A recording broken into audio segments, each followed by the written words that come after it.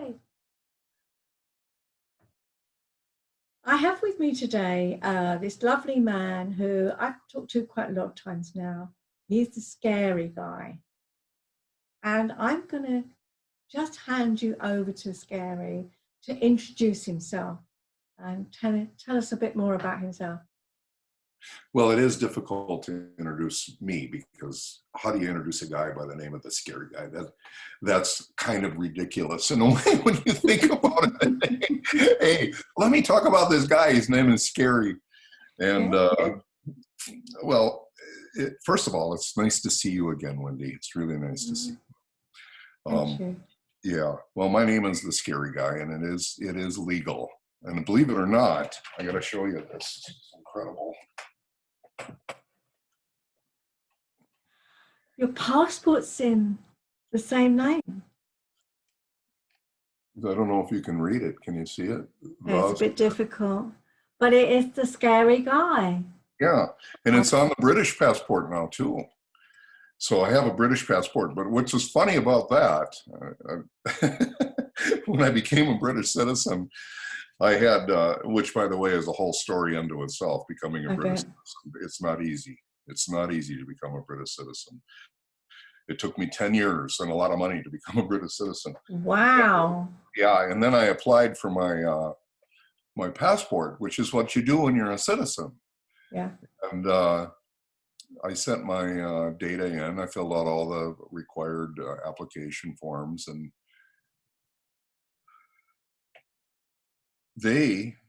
immigration took 2 years before they would give me a passport with the name on it, the Scary Guy. 2 years. 2 years. Yeah, no, legally they say on their website that it's 6 to 8, maybe 9 weeks max before you have your passport. And and if you look it up, the law that says they legally got to provide you with every citizen with a passport if they fill out the application. Well, they had a hard time with my name, but couldn't they spell it? No, I don't know what it was. No, I found out that they had a thing called a naming policy, and my name, the Scary Guy, which isn't a real name, it's a title, but anyway, they it didn't fit the naming policy, so they were in meetings for 2 years to discuss how they were going to do this and then break the policy and put my name on a passport. But I don't know what all of the details are, but I ended up getting my name on a British passport, and people have a hard time with it. But it's the Scary Guy, and it's a long story. I won't bore everybody with the whole details of the story, but I changed my name 21 years ago in a court of law because somebody I don't know called me the Scary Guy in a newspaper advert when I was a kid. Well, I had 3 tattoo shops in Tucson, Arizona, see? And I was a happy, sassy, Harley-riding tattoo shop owner, and I had 10 artists working for me, and I made a lot of money, and I thought that's what I would do the rest of my life. And then all of a sudden one day, a competitor in the business ran a full-page ad in the newspaper, and he said, "Are you tired of dealing with scary guys with war paint facial tattoos?" And I read the ad in the paper, and I slammed it down on the counter, and the first thought that came to my mind was, what am I going to do to get that guy back? Revenge. And I thought, well, I'll run a negative ad about him, and I'll talk. And I didn't even know who he was.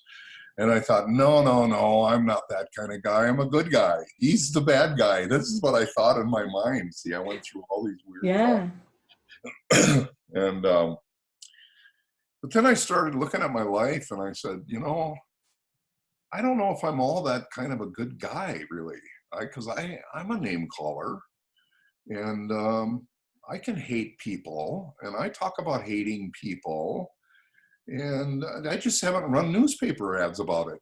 That's all. So I kind of, in self-reflection, I started seeing myself kind of the same as the guy that ran the ad about me, because I was having a hard time with this guy calling me a name, and I didn't even know who he was. He called me the Scary Guy, see? So long story short, it all hit me, and I just realized that that's really kind of who I was the first 43 years of my life. I'd lived a scary guy life thinking I was okay and I was a good guy.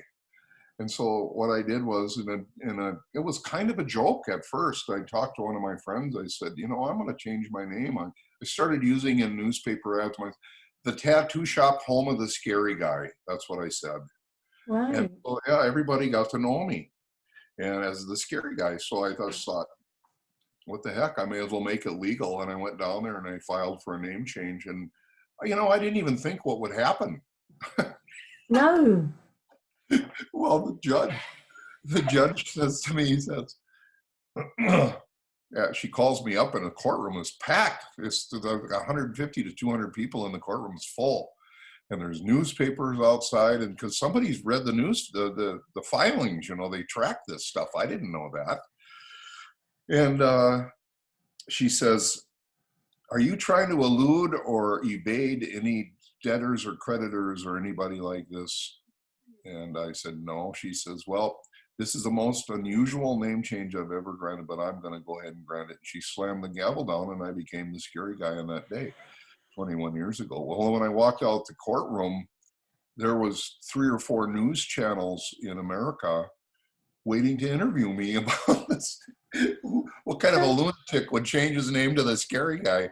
Well, you're looking at him. This is the lunatic over here. And so what I decided to do is I put myself on a 7-day, 7-night challenge. Because if I really gonna change who I am at that point, I decided I wasn't gonna be this bad guy anymore and live this lie. Basically, I lived this lie for many years, not knowing it. I didn't wake up every day and say, "Oh, I'm a liar today." No, I just thought everything I did was okay. Yeah. And I thought, well, is it possible for me to change my ways? And the name represented my past life. That's what people have a hard time with today. They say, what's your name? The scary. They go, you're not scary. No, you're not. I go, That's the first thing I said as well. I said, well, wait, it's not about my name. It's about my behavior. And they go, oh, yeah. I said, well, then it's also about my past behavior. So I've made some changes since then. So in order to make those changes, I put myself on a 7-day, 7-night challenge. And the rest is history. And they can Google it. They can check it out. And they can read stories and look at film and all kinds of stuff about what I've done. So that's how I got my name. It's kind of weird, actually, when you think about it. And I had a lady in the hospital yesterday. It was an interesting story. I went to the hospital, visited the hospital, and one lady sat me down and was doing a checkup on me. And she said, you are the most intriguing man, she says. You know, you are so cool. I've got to know more about you, she says. And she was really positive and really upbeat. And this is the hospital, you know, the NHS. And I'm going, wow. I looked at her and I said, you're really rare. And she says, what do you mean?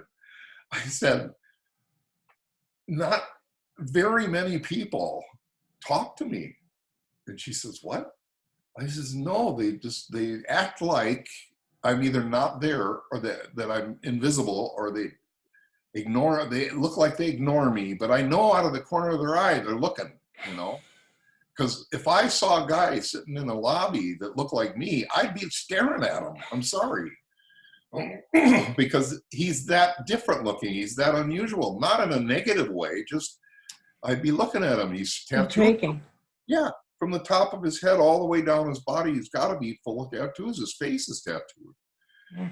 So anyway, I met this really nice, pleasant lady, and I just thought, well, she reminds me of Wendy. Ah. It's true. Really? She reminded me of you. You have the greatest smile, and you're so pleasant and kind. And I almost feel like, boy, I don't know if I should be on the same show with you, because Oh, goodness me. Well, I know when I first met you, I found you so intriguing, because you gave gave the talk at the TEDx talk. And yeah, your first appearance, it was wow, you really intrigued. Absolutely, all the tattoos. You had piercings, the long beard. That this is a really interesting man. And so I made a point of coming up and talking to you afterwards because I was intrigued, and I still am. And that is part of it. It was, this man he's interesting. I want to know more about him because yeah, you've got a lot of stories to tell, but it's yeah, fascinating. And I really love talking to you because I learn a little bit more about you and what goes on in the world. And yeah, I hope the listeners find it interesting too. Well, yeah, and I think you brought up an idea, and I kind of think the idea is fantastic. And I don't know, maybe we should ask the viewers and the listeners what they think too, because you said, why don't we do a series of these, you and me? I mean, you're going to do your normal podcast anyway, Mm, but maybe we do 4 or 5 of these in a year or once a quarter or something, and we mm, do. And I'm open to that. I think that would be fantastic. And who knows where it might go? Maybe we get followers and they want to start asking us questions about certain issues that yeah, they've got. And I'm really up for that. I'm not doing anything like that right now. So this is a really good thing for me to do yeah. because I miss it. I haven't since I moved to the UK, which was about 8 or 9 years ago now. See, and I met a British woman, and I married her, and her name is Catherine, and she's a beautiful person, and we live Mm, together. And I made the UK my residence because I have very little family in the United States, and she has a massive family in the UK. all So it right. wouldn't be fair of me to say we should go live in the US and then expect her to get along with 5 brothers and sisters and a mother and 30 nieces and nephews and say, oh, too bad, they can figure out how to see you on Skype all the time or Zoom or something like Mm, that. It just wouldn't be right. So I made a sacrifice in my life, and excuse me, and I can tell you it's not all that easy because my homeland is America, mm, and this is not my homeland. It is my homeland because I can say I'm a citizen, but I wasn't born and raised here. I don't culturally. I'm still adjusting. yeah. It's not easy to be British. No, well, it's not easy for any culture, is it, to make Oh that transition? no, But and I, because we speak the same language, but we don't, because we have different words and different ways of being. But people say because we can basically understand each other because we all speak English, then we should be the same, but we're not. no. And I should imagine you struggled with all the laws and the cultural change, everything. It would be very different. Oh, it's massively different. And I tell Yeah. you, Catherine said something to me yesterday because I went and had that hospital visit and met that beautiful hospital lady, and she wrote me a note to remind me to be gentle and kind. And I went, what do you mean? Aren't I gentle and kind? She says, well, yes, I know you and I love you and I'm married to you and I understand you culturally. And I says, well, just tell me exactly what you mean. She says, everybody else sees you as abrasive, rude, obnoxious, in their face because of the way you are. You're straightforward. You talk. You ask questions. British people don't like to talk about things that much directly. Everything's Mm. indirect, and you're supposed to guess and figure it out. And there's not that much direct communication.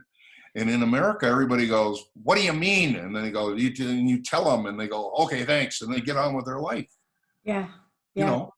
And I go, okay, yeah. And so I reminded myself when I went to the hospital, I said, okay, wait a minute now. I gotta take it slow, and I gotta act a little and I gotta say, yes, thank you. And oh, that's nice. Thank you very much. And I got along just fine. And she's right. Because if I Yeah. would have opened my mouth and did the normal scary guy American routine, I probably would have alienated somebody, and they would have been upset with me. In fact, I know that's true. How do I know that's true? You're supposed to ask me. Well, I'm going to ask you, how do you know that's true? Because I was in another hospital in Wigan, and they have on the file that they put on the file, on my file, that I'm aggressive. They Really? put I'm aggressive on my file in Wigan at the Wigan Hospital. That's how they perceive me. And I go, "Well, I've already got a label at the hospital in Wigan. I don't want a second one in a different hospital." So I was kind and nice. But I wasn't aggressive. I don't see myself. Do you see me as aggressive? No, I've not seen that in you at all. No, well, that a lot of people take this But energy. is that because they see you and they see your tattoos and they've made a decision about you without really knowing you? And is that because you are direct and people, as you say, especially the British, they can't cope with being direct. I don't like confrontation. No, you don't like, what you don't like is you don't like conflict, because you assume that if you are direct and say what you want, that it will turn into conflict. Yep, And absolutely. I think this is what the problem is. People judge. And I don't know about you, but when I have clients, and maybe I'll get, if they're referred to me, I may get some background about them. And it's a case of, well, if somebody just walks in the door or I've had a conversation with them, I have no preconceived ideas at all. But if I get notes Yeah. and there is, oh, heck, that person sounds like they could be really difficult to deal with, or that person, they might be tricky, or they might be, you start off with that. Or if I have a conversation, I had a conversation with a client. We hadn't met. She called me and said, "Oh, I really can't make this call. I can't make it. I'm really upset, and we got to change it." And she really sounded quite feisty on the phone. And I thought, oh my goodness, I don't know if I can help this lady. I don't know how I feel about her. And she came, and she was culturally different. Yeah. And then I went, now I get it. Yeah. You could sense all the anger inside her. But you know what? I know inside that tough outer shell, as we've worked more and more together, there is a beautiful person in there. And that's what I think whenever I meet someone, that yes, we can have preconceived ideas, but we need to see what's beyond that. That's right. That happens to me a lot in my business and of doing what I do to help people, and I'm sure, like you just said, it happens to you all the time. But when I'm in a school, for instance, Mm, they'll ask me, they'll say, "Hey, Scary, we've got this kid and he really needs some help. Do you think could you do a one-to-one session with them in the school?" And I said, "Well, yeah, but their parents have to be there, number one, and you've got to have a support person from the school there so that they can work with them when we're all done." And it's usually a 90-minute session. And so anyway, and these are kids that are from 12 years on up, older. mm. And so the principal will sit me down in a chair in her office and she'll say, "Okay, let me give you all the data and all the information I got on this kid before you meet with them. Would you like all this information?" And I look at her and go, "No." And she sits there completely dumbfounded, like, "You don't want my help?" First of all, she takes that personally, like I've Mm. told her that it's not important. For me, you're not important. No, no, it's not about what you got. I said, if I get the information in my head about all the things you discovered, I said, then I generate preconceived notions in my mind about this person and say, so what I need to do is not know anything about this person and treat it like self-discovery. I want to Yeah. discover who this person is so that I can be open to helping them without all of the, because I'm a judgmental person and I was born and raised to learn how to judge people based on what I see and hear from them. So, and then I'm not that way so much now, but sometimes I can slip into that. But the truth is if I have a clean slate and I'm not in that mode of creating all kinds of things about what they've heard, it's all hearsay information anyway, then I can meet with this person and discover who they are, and they seem more free to talk and share who they are with me because it feels genuine, it feels real. Yeah. It's not contrived, it's not made up. Mm. And so I just tell them all no now, and I don't want to know any information about anybody before I sit down to talk to them. Yeah. And I think that's a great policy in life, really. If you can have a clean slate every time you meet someone.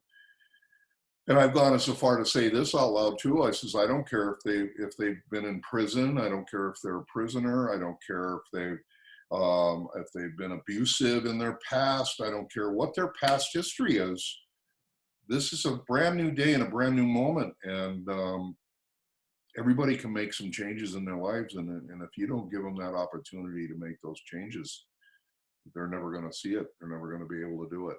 Yeah. They're just stuck in that same old judgmented shell and box that they've been put in, and that's what they think they are.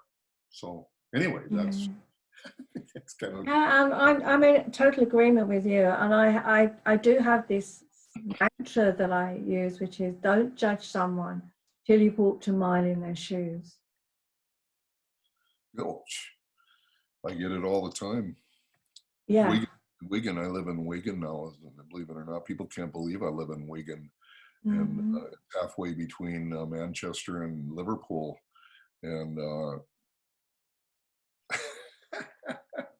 and people look at me and they go, "What are you doing in Wigan, man?" And the people that live in Wigan ask me, "What are you doing in Wigan?" Like it's a horrible place. And I even had one older lady. I say older because I'm older now, but I guess I can say older because I am older.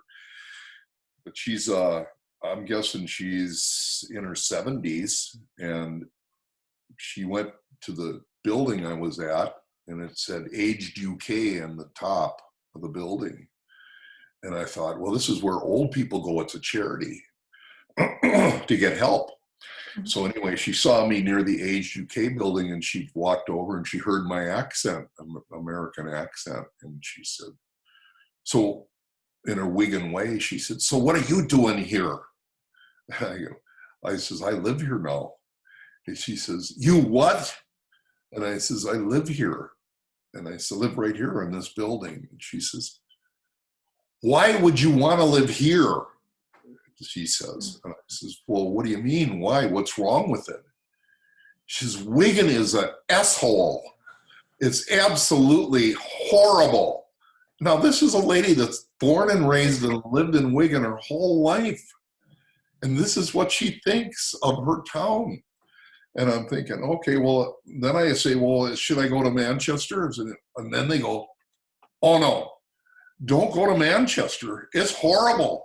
It's a terrible place. And I'm going, wait a minute, should I go to Liverpool then? And they go, oh, no, never go to Liverpool. It's terrible in Liverpool.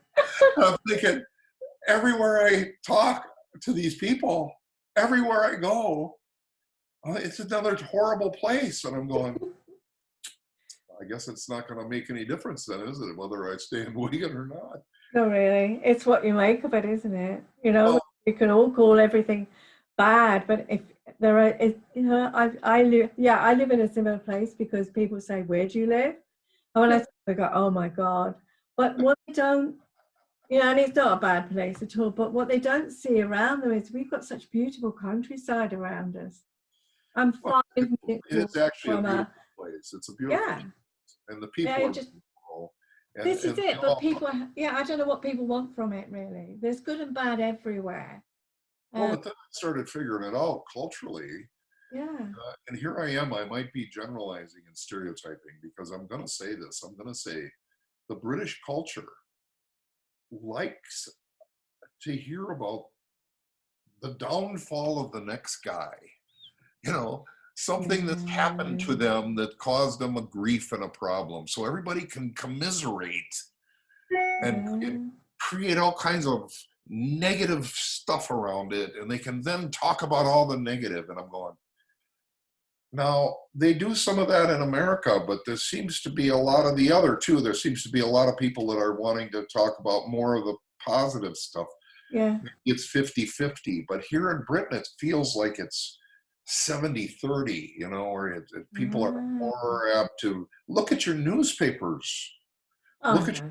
I don't I even know don't if you know. call them newspapers. I mean, gossip magazines, you know, it's like, it's one negative story after another. I don't even look at them. I don't even look at the news anymore. It's just that way.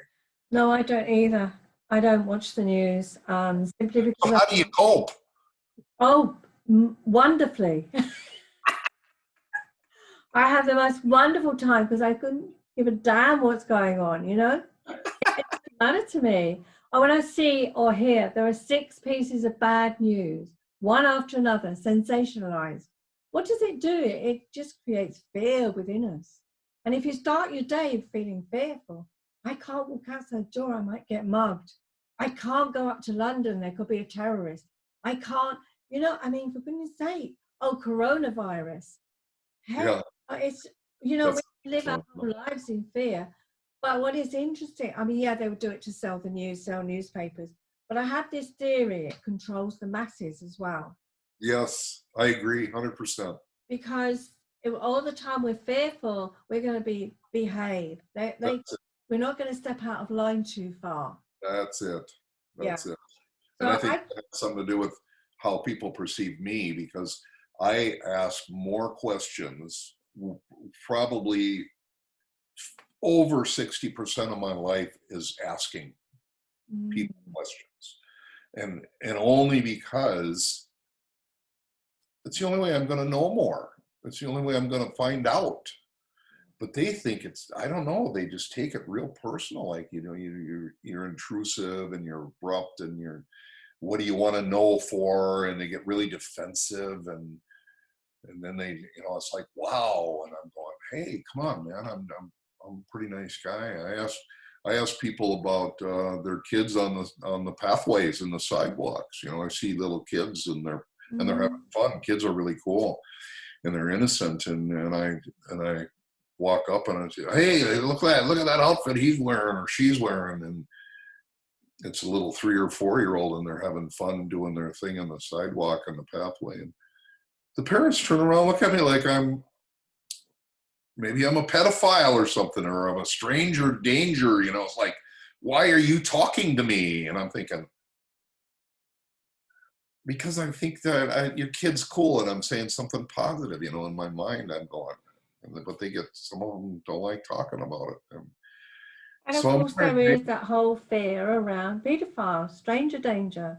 And so yeah, therefore, if they're seeing that any of us that are just genuinely just being friendly, well, you shouldn't talk to them. You know, what do you want? What's the problem? What are you going to do? Why are you carrying a gun? You know, I mean, oh, for goodness sake. Just mad. yeah. Well, maybe that's how they cope with things. We were talking a little bit about coping, I guess, but maybe that's how they cope. It is. They learn mechanisms of coping with things is to close down and not interact. It's kind of a dangerous thing to do nowadays, I guess. Yeah. That's what they think. Yeah. Well, we've been talking now for about half an hour, and I just I think we had a plan of what we were going to talk about, but I think we're going to leave that to another day, and we're going to keep the audience kind of on their toes and just wonder what we might talk about next time, because I think yeah, that could be, yeah, let's keep them a cliffhanger. Let's do it. Let's do it. Let's figure out in the comments section of, because I'll post this and you're going to post it, and we'll cross post it and we'll put it all over social media. And in the comments section, we want you to tell us what you want to hear about. Yeah. And we are going to open up and share some really cool ideas and concepts, like coping was one of them we were going to talk about today. We really got there, but next time we'll get to this. But if you've got your ideas, I think that would be really terrific to hear from you. Yeah, I think you too. And I love doing this. I love talking to you. It's always intriguing. And I learn more and more about you. And I learned a lot about you too. You're fantastic. So how do people get in touch with you if they want to learn more about what you do, because you do help people? Well, they can call my mobile phone. That's it. Okay. They can. I put my mobile phone on Facebook. I put my mobile phone number on Twitter. I put my mobile phone number on everything. And Yeah. everybody goes, "What are you doing?" I says, "I'm in the people business. Look at me. I love people." I says, "You can't be in the people business and close off." And they said, "Yeah, but it's your private information." I said, "I don't care. Look at me. I'm not private anymore. This is my life." Yeah. I said, so I put it on, and you can call me on the phone. You can email me. You can message me on Facebook. You can comment on YouTube. It'll be on our YouTube channel. You can go to my website. It's thescaryguy.com. It's 07496-605-866. Scary Guy at thescaryguy.com, and all of that will be put in the what In the is it? show notes. Yeah. All Yeah. in the show notes. Yeah. And Yeah, I'm an open book, anytime, anywhere, anything. If you're negative with me and you want to be abusive and all that stuff, I'll give you a chance. I'll talk to you. But if you continue with that behavior, chances are there's a thing called ban and block. I'm going to ban and block you because I'm not going to sit and take it. It's No. just not healthy for me. So No, all of that exactly. is possible, and I deal with all of it, and I hear it and see it. So anyway, shape or form, let's go. Brilliant. Thank you so much for today. I've so enjoyed it. I hope the listeners have too. It's just always a pleasure chatting to you. You rock. Thank you.